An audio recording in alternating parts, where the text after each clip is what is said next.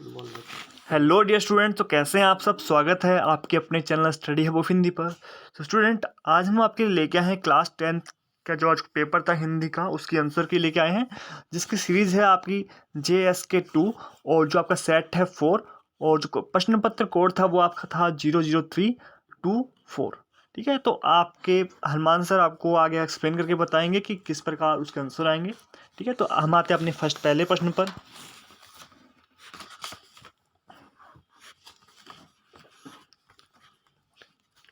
Dear students, देखें पहला question पूछा गया है अपठित गद्यांश में से, जो अनसीन पैसेज है उसमें से। तो पहला क्वेश्चन है, गद्यांश के आधार पर सही तथ्य को चुनिए।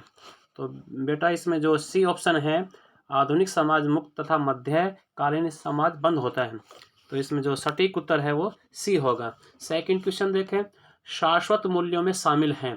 तो इसका जो ए ऑप्शन है, नैतिकता, सौंदर्यबोध और अध्यात्म, ये ऑप्शन बिल्कुल सही है।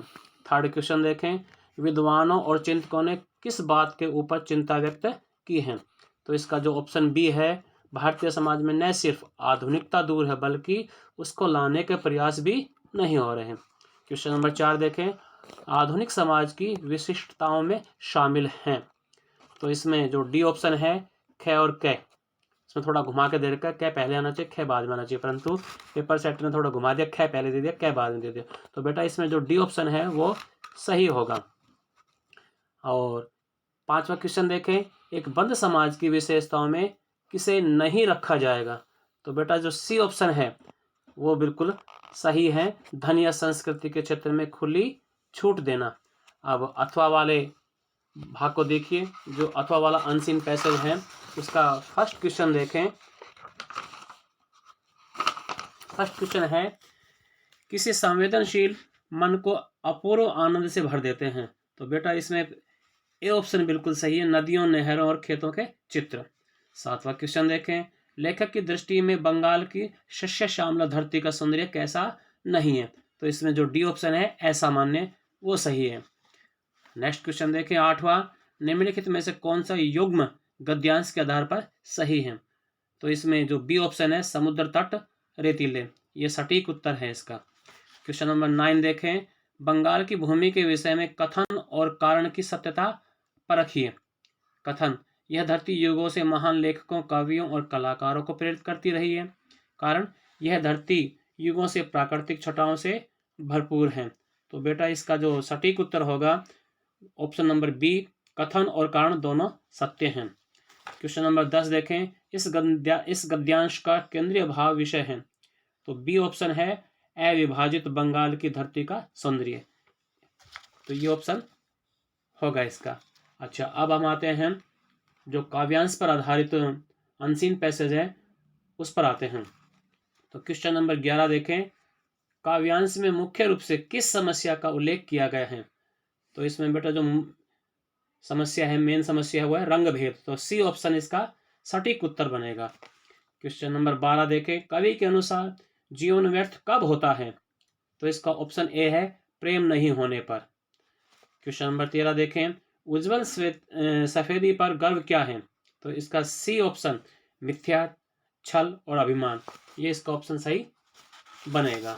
नेक्स्ट क्वेश्चन है 14 का, कवि कहता है, रंगों का राजा तो है रंग भीतर वाला, भीतर वाले रंग का क्या तात्पर्य है। तो इसका ऑप्शन डी बिल्कुल सही उत्तर है, आंतरिक गुण और स्वभाव। आइए, क्वेश्चन नंबर 15 का राइट आंसर बनेगा बेटा बी ऑप्शन, धरती और आसमान का। तो चॉइस में अथवा का भाग दिया है, उसका पहला क्वेश्चन देखें। क्वेश्चन नंबर 16, घर में किस प्रकार की गंध पसरी हुई थी। 16 का राइट आंसर बनेगा बी ऑप्शन, निर्जनता और बंद हवा की। क्वेश्चन नंबर 17 का देखो, पोटली में बंधे चनों के अंकुरित होने का क्या अर्थ है। तो ऑप्शन में बी, उर्वरता और नवजीवन का। 18 का क्वेश्चन देखें, मकान जड़ और एक स्थान पर स्थिर होने के बाद भी कवि की यात्राओं की गतिशीलता में सहयात्री है, यह भाव किस पंक्ति में है। क्वेश्चन नंबर 18 का जो सही उत्तर बनेगा सी ऑप्शन, तट की तरह स्थिर पर गतियों से भरा। 19 देखें, काव्यांश की शैली किस प्रकार की है। तो इसकी जो शैली है वह चित्रात्मक, अर्थात ए ऑप्शन बिल्कुल सही है। क्वेश्चन नंबर 20 देखें, कवि के 2 दिनों के बाद घर में लौटने पर घर की जो स्थिति है उससे कौन सी बात स्पष्ट रूप से कही जा सकती है?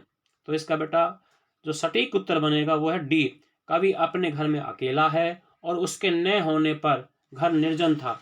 अब आइए हम आगे बढ़ते हैं व्याकरण पोर्शन की ओर। तो व्याकरण पोर्शन में जो ये क्वेश्चन नंबर 21 है ये वाक्यांश से संबंधित है। क्वेश्चन नंबर 21 देखें, मूर्ति की आंखों पर एक चश्मा रखा था जो सरकंडे से बना था। रचना के आधार पर प्रस्तुत वाक्य का भेद होगा। इसमें ऑप्शन ए है मिश्र वाक्य, ये सही है। क्वेश्चन नंबर 22 देखें, निम्नलिखित में से कौन सा वाक्य सरल वाक्य नहीं है? तो ऑप्शन जो सी है, अंतरा विद्यालय नहीं गई पर क्यों यह पता नहीं। तो सी ऑप्शन बिल्कुल सही है। क्वेश्चन नंबर 23 देखें, जब बाल गोविंद भगत खेतों में रुपाई कर रहे थे तब लोग उन्हें कनखियों से देख रहे थे। यहाँ रेखांकित आश्रित उपवाक्य का भेद होगा। तो बेटा इसमें जो बी ऑप्शन है क्रिया विशेषण आश्रित उपवाक्य, क्योंकि ये कालवाची क्रिया विशेषण का भेद है ये, तो इसलिए क्रिया विशेषण आश्रित उपवाक्य इसका सटीक उत्तर बनेगा। क्वेश्चन नंबर 24 देखें, उन्होंने विश्व भर में प्रसिद्ध हिंदी अंग्रेजी शब्दकोश तैयार किया। प्रस्तुत वाक्य का रूपांतरित संयुक्त वाक्य होगा। तो इसका ऑप्शन डी देखो, उन्होंने हिंदी अंग्रेजी शब्दकोश तैयार किया, उसके बाद और आगे योजक चिन्ह, वह विश्व भर में प्रसिद्ध हुआ। तो इसका जो डी ऑप्शन है वो बिल्कुल सही होगा। क्वेश्चन नंबर 25 देखें, निम्नलिखित में से मिश्र वाक्य का उदाहरण है। तो इसका जो बिल्कुल सटीक उत्तर बनेगा बेटा वो है सी, जिसने भी परिश्रम किया वह अवश्य सफल होगा। अब आगे आइए, अब हम चलते हैं वाच्य का चैप्टर। तो क्वेश्चन नंबर 26 देखें, अध्यापक द्वारा कक्षा का जायजा लिया गया। तो वाक्य में प्रयुक्त वाच्य हैं, तो इसका ऑप्शन डी कर्मवाच्य। क्वेश्चन नंबर 27 देखें, निम्नलिखित वाक्यों में से कौन सा कर्मवाच्य नहीं है? तो इसका भी ऑप्शन डी बनेगा, सुंदर गीत लिखे हैं।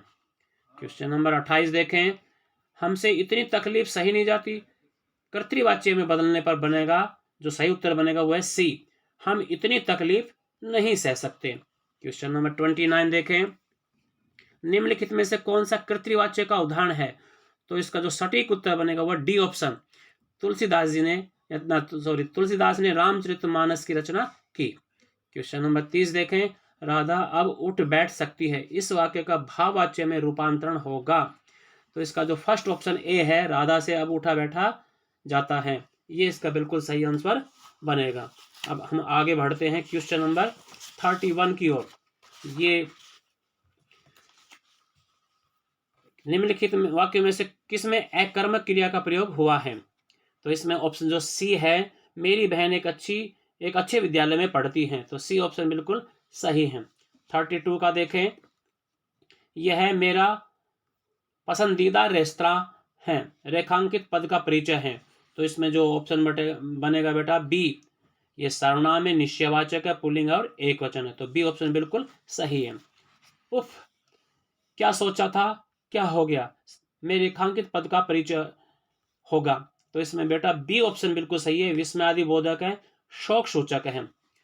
क्वेश्चन नंबर 34 देखें, मन की कोमलता अक्सर चोट खा जाती है, में रेखांकित पद का परिचय होगा। इसमें ऑप्शन जो ए है, भाववाचक संज्ञा, स्त्रीलिंग, एक वचन, कर्म कारक।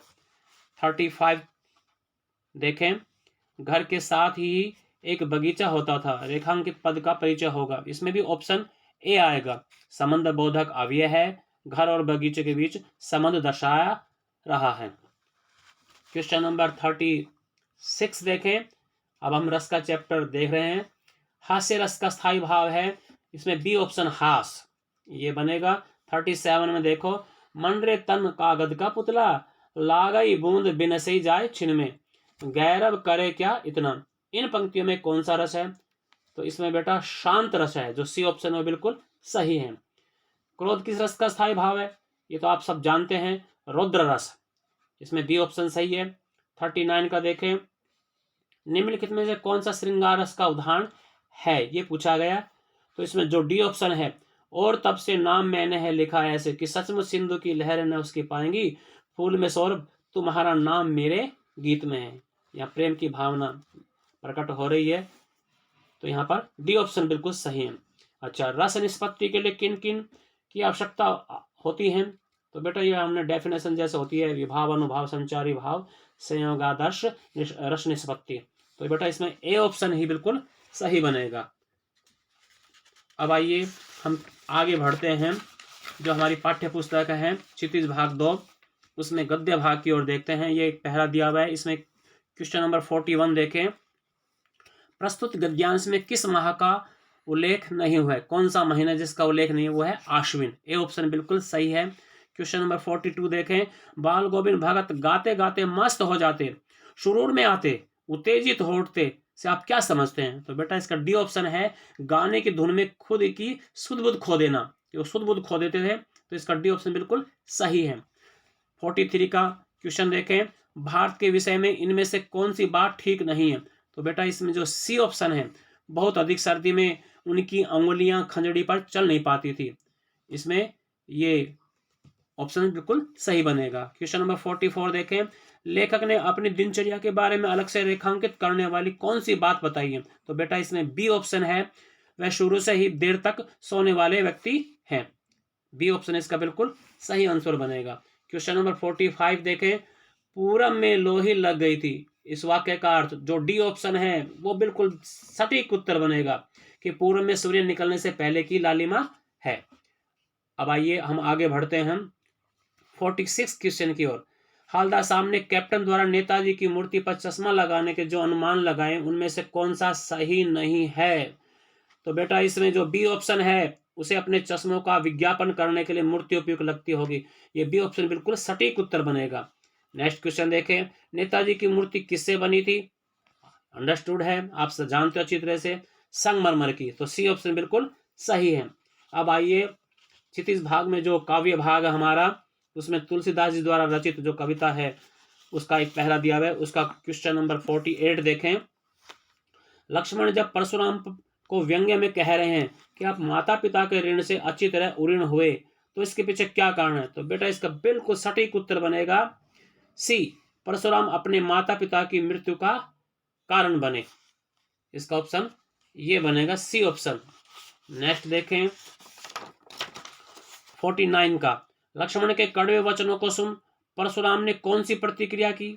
तो इसका ए ऑप्शन बिल्कुल सही है, अपने परशु को संभाल कर वे आगे बढ़े। क्वेश्चन नंबर 50 नंबर का क्वेश्चन देखें। लक्ष्मण का परशुराम के प्रति व्यवहार कैसा है? अपमानजनक। डी ऑप्शन बिल्कुल सही है इसका। Question number 51। परशुराम को भृगुवर क्यों कहा जा रहा है? इसका ऑप्शन डी सही बनेगा, क्योंकि वे भृगु ऋषि के वंशज थे। उनके पिता का नाम भृगु जो ऋषि हुए बहुत ही प्रसिद्ध, उसके वंशज थे। क्वेश्चन नंबर 52 देखें। को नहीं जान विदित संसार का तात्पर्य है? तो इसका भी ऑप्शन बनेगा बी, संसार भर में इसे कौन नहीं जानता। अब आइए 53 की ओर बढ़ते हैं। गोपियां उद्धव के योग संदेश को सुन योग को किसके लिए उपयुक्त बताती हैं? तो इसका ऑप्शन बनेगा बी, अस्थिर मन वाले लोगों के लिए। अब क्वेश्चन नंबर 54 देखें। गोपियों को कड़वी ककड़ी के समान क्या प्रतीत हो रहा था? तो इसमें डी ऑप्शन बिल्कुल सही है, योग का संदेश। तो बेटा इस तरह से ये 54 क्वेश्चन के आंसर मैंने आपको बताए हैं। आप अपने क्वेश्चन पेपर से टेली कर लेना। थैंक यू बेटा। और स्टूडेंट्स, आप अपने जो मार्क्स आपके बने हैं वो कमेंट बॉक्स में टाइप करना ना भूलिएगा। मिलते हैं नेक्स्ट वीडियो में, तब तक के लिए take care, have a nice day.